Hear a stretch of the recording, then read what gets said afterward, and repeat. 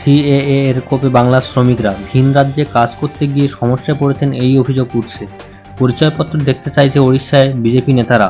যেহেতু তারা বাংলায় কথা বলছে, সুতরাং তারা কি বাংলাদেশি, এই তকমা দেওয়া হচ্ছে শ্রমিকদের। সিএএ এর পরিচয়পত্র দেখতে চাওয়া হচ্ছে। শ্রমিকদের দাবি, তারা ভারতীয় পশ্চিমবঙ্গের মুর্শিদাবাদের বাসিন্দা। ভিডিও করে মুখ্যমন্ত্রীর কাছে উদ্ধারের আবেদন করেন আক্রান্ত শ্রমিকরা। দেখে নিন বিস্তারিত ভিডিওতে।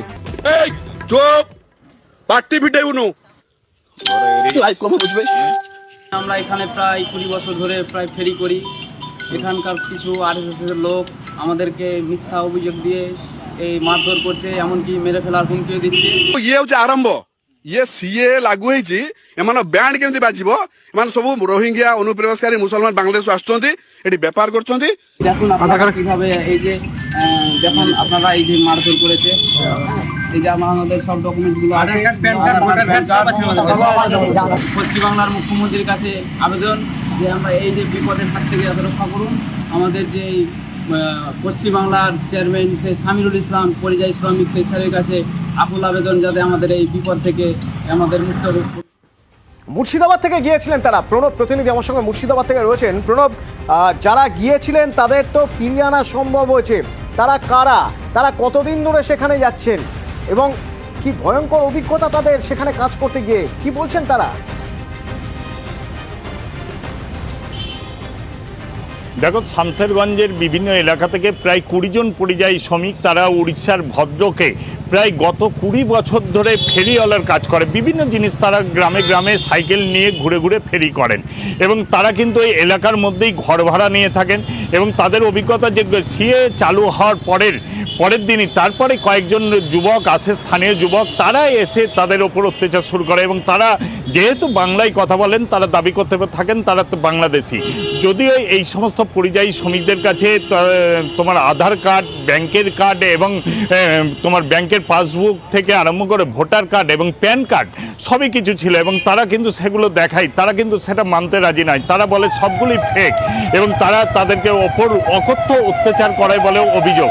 এবং সেই ঘটনা তারা সঙ্গে সঙ্গে রাজ্য সরকারের কাছে জানায় এবং তাদেরকে উদ্ধারের জন্য আবেদন জানায় এবং তারপরে কিন্তু রাজ্য সরকার উদ্যোগী হয় এবং রাজ্য সরকার গত 7 মাস আগে একটি পরিযায়ী শ্রমিকদের জন্য আলাদা একটি বোর্ড তৈরি করেছে এবং সেই বোর্ডের দায়িত্বে রয়েছেন যিনি, তারই নেতৃত্বে শেষ পর্যন্ত কিন্তু সেই সমস্ত শ্রমিকদেরকে ফিরিয়ে আনা হয় এবং তবে তার আগে একবার আমরা শুনতে চাইবো কি ভয়ঙ্কর অভিজ্ঞতা হয়েছে যারা ফেরিওয়ালার কাজ করতে গিয়েছিলেন শামশেরগঞ্জ থেকে 20 জন, কি বলছেন শুনুন।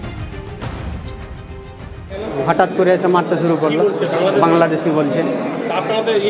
হ্যাঁ, আমরা ইন্ডিয়া, আমরা বলছি ইন্ডিয়া, আমাদের ভোটার কার্ড, আধার কার্ড, প্যান কার্ড সব আছে, দেখেন। মানতে চায় না। সেটা ভদ্রক, উড়িষ্যা ভদ্রক। ওরা ছিল 2-1 জন আর বাইরে আরও লোক ছিল সম্ভবত, মনে হচ্ছে, না হলে একলা এসে মারতে পারবে। প্রথমে আপনার সকাল 6টার সময় এসে শুধু আধার কার্ড দেখতে চাহা, পকেট থেকে বাইরে কারোর টাইম না দিয়ে আমাকে প্রথমে আমরা ক্রিকেটের ব্যাটের বাড়ি এখানে মেরে দিল। একদম কিছুই অপরাধ নয়, আমরা ওই বলছে যে তোমাদের আধার কার্ড সঠিক নয়, বাংলাদেশি। মেরে যখন আটকাল তখন আতঙ্কিত হয়ে গেলাম, তারপর থানার দ্বারস্থ হলাম, থানা থেকে এই করল একটা।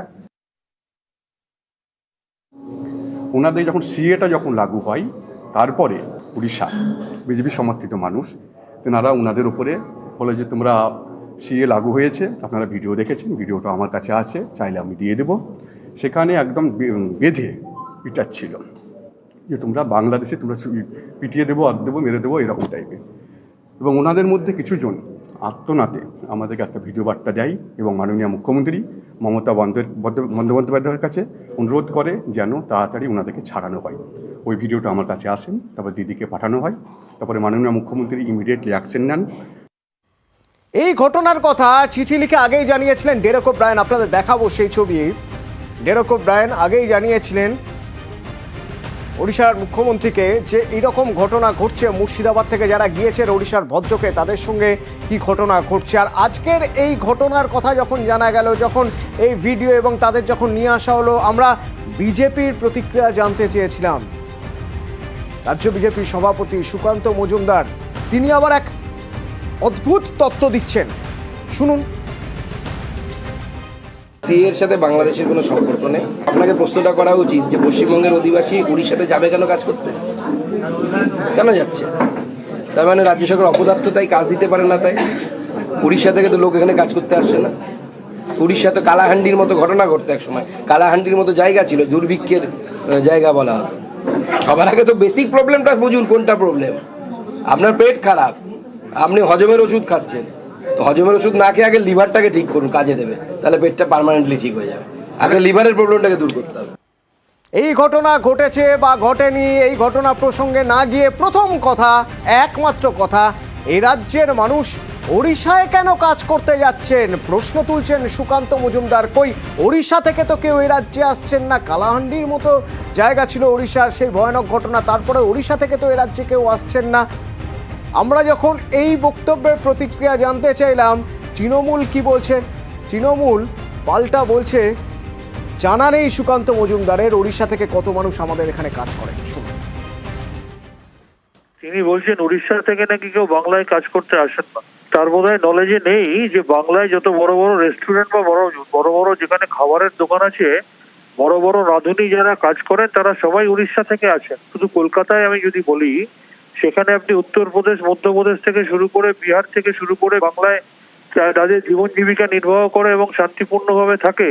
বিজেপি এমন একটা রাজনৈতিক দল, তারা বলছে যে বাংলা ভাষায় কথা বললে বাংলাদেশি, মাথায় পাগড়ি পরলে খালিস্তানি, মুসলিম হলে পাকিস্তানি, লুঙ্গি পরলে তারা উপর বাংলা থেকে এসেছে। বিভেদকামী রাজনীতিতে বিশ্বাস করে এবং এটার মধ্যে দিয়ে প্রমাণ হলো এই সিএ এর মধ্যে দিয়ে ভারতবর্ষের মানুষকে এরা কতটা অনিশ্চয়তার মুখোমুখি করে তুলেছে। এর জবাব দেশের মানুষ আগামী নির্বাচনে দেবে।